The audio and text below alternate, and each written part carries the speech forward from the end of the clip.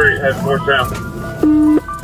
1050. A high-stakes chase ends with the discovery of a large amount of contraband and a suspicious amount of money. Can Eric Bernard Jones evade justice? On Thursday morning, July 11, 2024, at approximately 6:32 a.m., Chester County Sheriff's deputies conducted a traffic stop at the intersection of J. Cochran Bypass and Columbia Road in Chester, South Carolina. The driver was identified as Eric Bernard Jones. During the stop, deputies discovered that Jones's driver's license had been suspended, violating South Carolina Code Paragraph 561460 concerning driving with a suspended license. When asked to exit the vehicle, instead of complying, Jones suddenly fled the scene, violating South Carolina Code Paragraph 169320 regarding resisting arrest or obstructing justice, leading to a tense pursuit. The chase lasted until Jones's vehicle crashed on Ashford Road, adding further complications to his charges. Immediately afterward, deputies and K9 Sammy swiftly apprehended Jones without additional incidents, in accordance with their authority and responsibility. Following Jones's arrest, deputies searched his vehicle and seized the following items. Additionally, deputies discovered various pills suspected to be controlled substances, which will be analyzed to determine their exact nature before any additional charges are considered. Jones was taken to the hospital to treat injuries from the crash and was then transferred to Chester County Detention Center. He faces multiple criminal charges, including traffic violations, resisting arrest, and serious drug-related offenses, which could lead to severe prison sentence. Get on the ground now!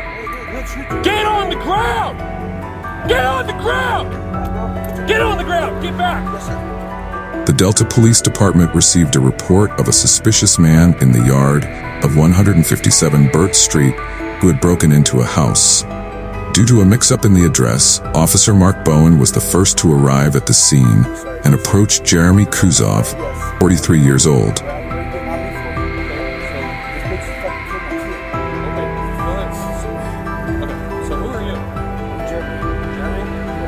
Kuzov appeared highly agitated, displaying unusual behavior such as running his hands through his hair, crossing his arms, breathing heavily, and making strange mouth movements. When Bowen attempted to handcuff Kuzov, he resisted, attacking Bowen, which led Bowen to deploy his taser, but it was ineffective.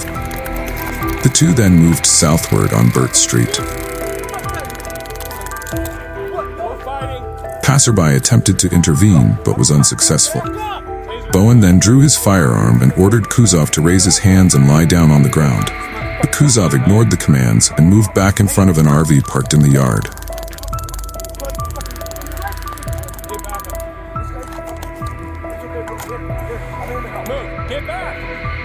Finally, when Bowen approached, Kuzov suddenly fled, prompting Bowen to fire, hitting Kuzov in the back. Despite being injured, Kuzov continued to resist, forcing Bowen to subdue him to the ground while calling for an ambulance. You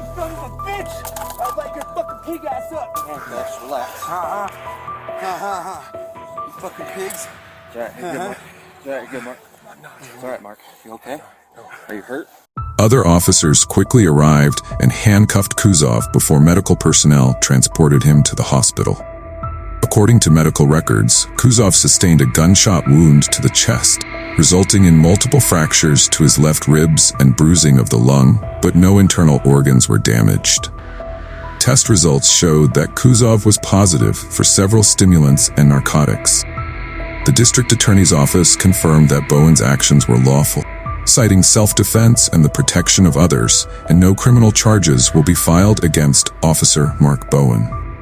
As the confrontation with Jeremy Kuzov concludes in the hospital, the story continues in Texas, where a high-risk pursuit is unfolding.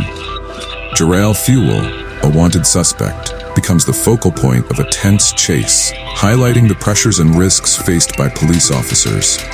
On the evening of June 27, 2024, at approximately 8:10 p.m., plainclothes detectives from the Criminal Investigation Division were searching for Jarrell Fuel, a wanted suspect with 2 major felony charges, who was spotted in the 300 block of North Joe Wilson Road. Fuel was wanted for armed robbery and possession of a firearm by a felon. When law enforcement attempted to apprehend Fuel, he immediately fled in his Mercury sedan. According to Texas law, pursuing a suspect is permissible if the individual is wanted for serious crimes and poses a danger to the public. Pursuit quickly escalated as police chased Fuel along Highway 67 through Cedar Hill, Duncanville, and into Dallas. Footage from a police dashcam shows Fuel leaving the highway at Wheatland Road, running a red light, and opening fire on officers as he exited the vehicle. This not only violated traffic laws, but could also be considered assault with a deadly weapon, a more severe offense. Fuel continued on foot, firing at officers, which further intensified his criminal actions. A Cedar Hill officer and a Duncanville officer responded by shooting Fuel. Under Texas law, officers are permitted to use lethal force if they believe their lives or others' lives are in serious danger. It is unclear which officer's shots struck Fuel. Cedar Hill officers quickly arrived at the scene, administered first aid, and followed emergency medical procedures. Fuel remains in critical condition at the hospital and faces charges related to fleeing from law enforcement. These charges reflect that Fuel not only evaded arrest but also posed a severe threat to officers and the public. Fuel has a criminal history including theft, armed robbery, and possession of a firearm by a felon. The officers involved in the shooting have been placed on administrative leave as part of the investigation process to ensure fairness and transparency in cases involving the use of force by police.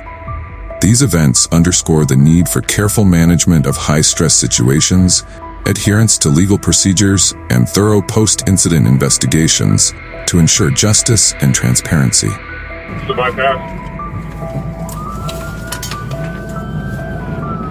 Right on Ashford Street, head north south. 1050.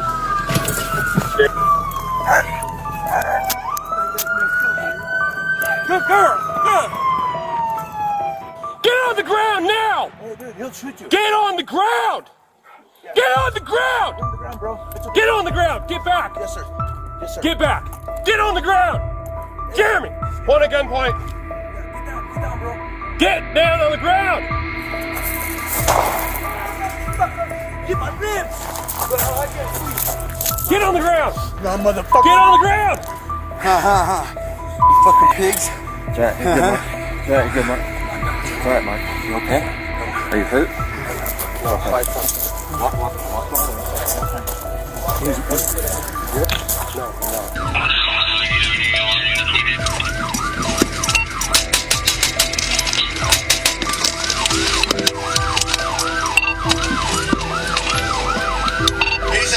Shots fired.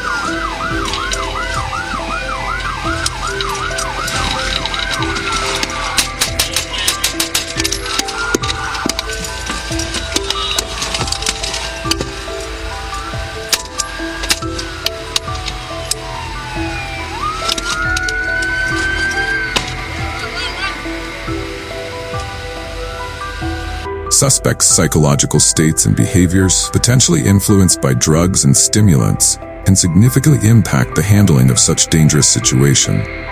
Adequate training in responding to high-risk scenarios and using non-lethal force is crucial for community protection. Ultimately, public safety remains the top priority, and officers must act promptly and accurately to safeguard lives and property in high-risk situations. Thank you for watching American Copwatch. Don't forget to subscribe and turn on notifications to not miss the latest videos on American law enforcement and legal matters. Leave your comments below and share the video if you found it useful. See you in the next video.